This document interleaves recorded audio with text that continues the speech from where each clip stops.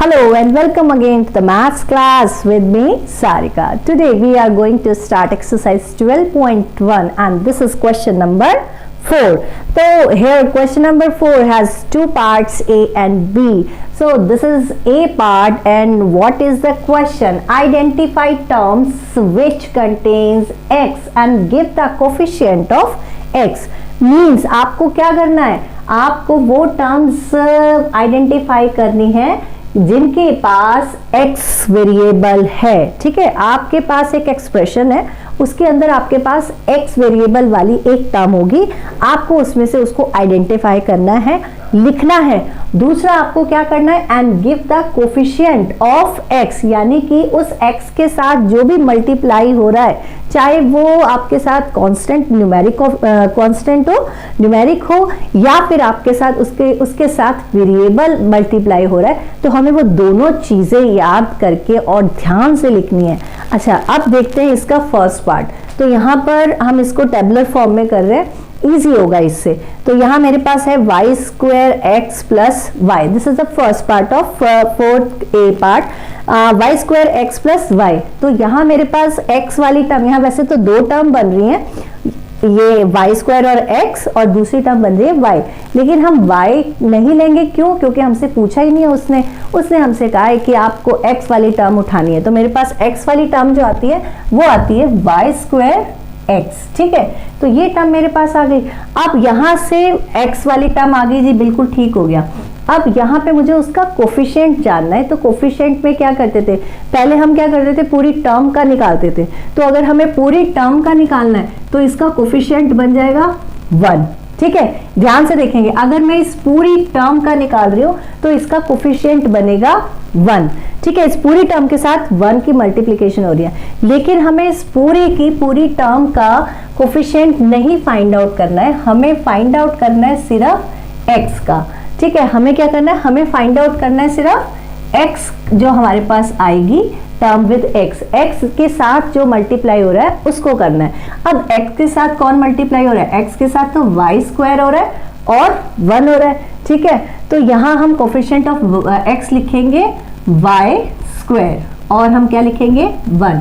ठीक है, तो ये मेरे पास बन गया कोफिशिएंट ऑफ x। ठीक है, सेकेंड पार्ट देखते हैं, 13y square minus 8yx। 13y square का हमें कोई काम नहीं क्योंकि उसमें x नहीं है, तो हमारे पास जो टर्म बनती है वो बनती है माइनस 8yx। ठीक है, अब इसके अंदर हमारे पास टर्म हमें पता चल गई कि ये x वाली टर्म है क्योंकि इसके अंदर x आ रहा है। अब x की मल्टीप्लाई किस किस के साथ हो रही है, अगर मैं इसको और थोड़ा सा आगे फर्दर लिखना चाहूँ इसको और देखे थे क्या करता है, 8 माइनस का 8 multiply y multiply by x। अब यहाँ से और अच्छे से पता चल जाएगा कि x की मल्टीप्लाई किसके साथ हो रही है, पहला -8 और y, तो हमें यही लिखना है। इसके अंदर हमारे पास आएगा -8y, ये इसका कोफिशिएंट बनेगा, किसका, x का। ठीक है, थर्ड पार्ट देखते हैं, x प्लस वाई प्लस 2। तो इसमें x वाला नंबर कौन है, सिर्फ x ही है यहाँ पर, और x की मल्टीप्लाई किससे हो रही है, जहाँ कुछ नहीं है वहां कौन है, 1 तो आलू है, कहीं पे भी यूज हो जाता है। नेक्स्ट है 5 plus Z plus Z x. ठीक है, इसके अंदर जो x की वाली टर्म है दैट इज जेड एक्स, यहाँ पर ये है मेरे पास जेड एक्स, तो यहाँ मैंने लिख लिया जेड एक्स, और इसको दोबारा से मल्टीप्लिकेशन फॉर्म में लिखते हैं जो ज्यादा इजी होगा आपको। तो x की मल्टीप्लाई किसके साथ हो रही है, z के साथ, तो कोफिशिएंट ऑफ z x बनेगा दैट इज z। ठीक है, नेक्स्ट है 1 plus X plus X Y. अब यहाँ पर 2 टर्म्स हैं जिनके साथ x इंक्लूड हो रहा है। तो पहला है मेरे पास x और सेकंड है मेरे पास एक्स वाई। ठीक है, यहाँ से x के साथ बनेगी सिर्फ x ही है, तो इसके साथ कोफिशिएंट बनेगा 1, और एक्स वाई है तो ये बन जाएगा x मल्टीप्लाई बाय y। तो x की मल्टीप्लिकेशन किसके साथ हो रही है, y के साथ, तो बनेगा इसका कोफिशिएंट y। ठीक है, नेक्स्ट आते हैं 12xy स्क्वायर प्लस 25 हमें चाहिए ही नहीं क्योंकि उसमें x टर्म नहीं है, तो मेरे पास जो टर्म बनती है वो बनती है मेरे पास 12xy स्क्वायर, और इसको मल्टीप्लिकेशन फॉर्म में लिख लेते हैं 12 multiply x multiply y square. तो यहाँ पर x की जो मल्टीप्लिकेशन हो रही है वो किसके साथ हो रही है, 12 के साथ एंड y के साथ, तो इसका कोफिशिएंट बनेगा 12y स्क्वायर। ठीक है, नेक्स्ट वाले पार्ट पे आते हैं। 7x plus X Y square, यहाँ पर 2 टर्म्स हैं जिनके साथ x की जो वेरिएबल है वो साथ में आ रहा है। तो पहली टर्म है मेरे पास 7x और इसको हम मल्टीप्लिकेशन फॉर्म में लिखते हैं 7 मल्टीप्लाई बाई x।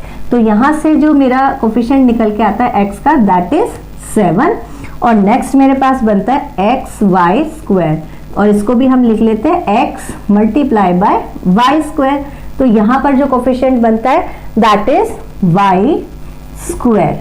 ठीक है, तो ये आपको बिल्कुल समझना पड़ेगा कि अगर आपसे फुल टर्म की आपसे कोफिशिएंट पूछी, यानी कि जो आप टर्म्स सेपरेट कर रहे हैं, अगर पूरी टर्म्स की पूछी हैं, एक अलग अलग टर्म्स है ना, हमने कोई एक्सप्रेशन लिया उसमें सपोज 2 टर्म्स है, जैसे हमारे पास ये है, इसमें अगर आप सिर्फ एक टर्म की पूरी पूछी है तब वहां आप उसमें न्यूमेरिक जो भी उसके साथ मल्टीप्लिकेशन न्यूमेरिक वैल्यू हो रही है वहां वो लिखेंगे। लेकिन अगर टर्म के साथ आपको उस टर्म में पर्टिकुलर एक वेरिएबल बोल दिया कि इसको आइडेंटिफाई कीजिए और इसका कोफिशिएंट निकालिए, तो वहां पर उस टर्म को छोड़कर उसके साथ जो भी मल्टीप्लिकेशन हो रहा है, मल्टीप्लाई हो रहा है, तो वो आपका कोफिशिएंट में चेंज हो जाता है। अब बी पार्ट देखते हैं कि बी पार्ट किस तरह से हमें कर। Okay, this is the second B part of fourth question. Identify terms which contain Y square. अब की बार हमें आइडेंटिफाई करना है कंटेन वाई स्क्वायर वाली टर्म्स, जिसके अंदर वो वाली टर्म्स जिसके अंदर वाई स्क्वायर इंक्लूड हो रहा है, यानी कि आ रहा है। जैसे पहले हमने x वाली टर्म फाइंड आउट करी थी, जिन टर्म्स के अंदर x आ रहा है, x वेरिएबल आ रहा है, इसी तरह से इस बार हमें वाई स्क्वायर को फाइंड आउट करना है और साथ ही give the coefficient of Y square. और जब हम वो टर्म देख लें, हम निकाल लें उस टर्म को, तो हमें क्या फाइंड आउट करना है, उसका वाई स्क्वायर का कोफिशिएंट, यानी जैसे हमने पहले x का निकाला था इसी तरह से इस बार हम वाई स्क्वायर का निकालेंगे। तो इसमें फर्स्ट पार्ट है मेरा 8 माइनस एक्स वाई स्क्वायर। यहाँ पे 2 टर्म बन रही है 8 और माइनस एक्स वाई स्क्वायर। 8 का हमें कोई काम नहीं है क्योंकि 8 के साथ वाई स्क्वायर नहीं है, तो यहाँ मैं कौन सा टर्म लूंगी, माइनस एक्स वाई स्क्वायर। तो इसको और मल्टीप्लिकेशन फॉर्म में लिख लेते हैं कि हमारे साथ क्या मल्टीप्लाई हो रहा है वाई स्क्वायर के साथ, X minus X multiply by Y square. हमसे क्या पूछा उसने, वाई स्क्वायर पूछा, वाई स्क्वायर वाली हमने टर्म निकाल दी है और अब हमें क्या निकालना है, कोफिशिएंट ढूंढना है। तो वाई स्क्वायर के साथ जो भी मल्टीप्लाई हो रहा है वो हमारा कोफिशिएंट बन जाएगा। तो यहाँ मेरे पास जो मल्टीप्लाई हो रहा है वो बन रहा है माइनस एक्स, तो जो कोफिशिएंट बनेगा वो बनेगा माइनस एक्स। ठीक है, बी पार्ट पर आते हैं। 5y स्क्वायर माइनस 7x, यहाँ पर भी 2 टर्म्स हमारी दिख रही हैं, लेकिन माइनस 7x के साथ y स्क्वायर नहीं है, तो इसलिए हम इसको नहीं लेंगे। तो हमारे पास बनेगा 5y स्क्वायर और इसको मल्टीप्लिकेशन फॉर्म में लिखते हैं, तो 5 मल्टीप्लाई बाय y स्क्वायर। तो y स्क्वायर के साथ जो कोफिशिएंट बन रहा है वो बन रहा है मेरे पास ओनली 5। ठीक है, इसका थर्ड पार्ट देखते हैं, 2x square Y minus 15x Y square plus 7y square. ठीक है, यहाँ पर मेरी 3 टर्म आ रही है और तीनों ही टर्म में y स्क्वायर आ रहा है। ठीक है, तो सबसे पहले देखते हैं 2x स्क्वायर वाई, लेकिन हमें y स्क्वायर चाहिए, y नहीं चाहिए, तो ये वाली टर्म क्या हो जाती है, इसको हम क्या करते हैं, डिसॉल्व कर देते हैं, क्योंकि मुझे सिर्फ y स्क्वायर वाली टर्म चाहिए। तो ये हमारी खत्म हो गई। दूसरी टर्म मेरी बनती है माइनस 15x वाई स्क्वायर। बिल्कुल ये वाली टर्म बिल्कुल चलेगी क्योंकि इसके साथ जो है y स्क्वायर है और किसके साथ मल्टीप्लाई हो रही है, minus 15 multiply x multiply Y square. तो y स्क्वायर की मल्टीप्लाई जो हो रही है वो इनसे हो रही है, मीन्स माइनस 15x। तो ये टर्म का कोफिशिएंट माइनस 15x बनेगा और साथ ही मेरे पास दूसरी टर्म बन रही है 7y स्क्वायर। तो यहाँ इसको मल्टीप्लिकेशन फॉर्म में लिखे तो आता है 7 मल्टीप्लाई वाई स्क्वायर। तो वाई स्क्वायर की जो कोफिशिएंट बनेगा वो बनेगा ओनली 7। तो ये मेरे पास थी x की आपको कोफिशिएंट निकालना, टर्म्स निकालना, फिर y की निकालना। तो आपके साथ अगर और भी कोई वेरिएबल फाइंड आउट करने के लिए कहता है क्वेश्चन में, तो आपने यही टेक्निक लगानी है, इसी तरह से इसको यूज करना और किसी भी टर्म के अंदर आप उसको यूज कर सकते हैं।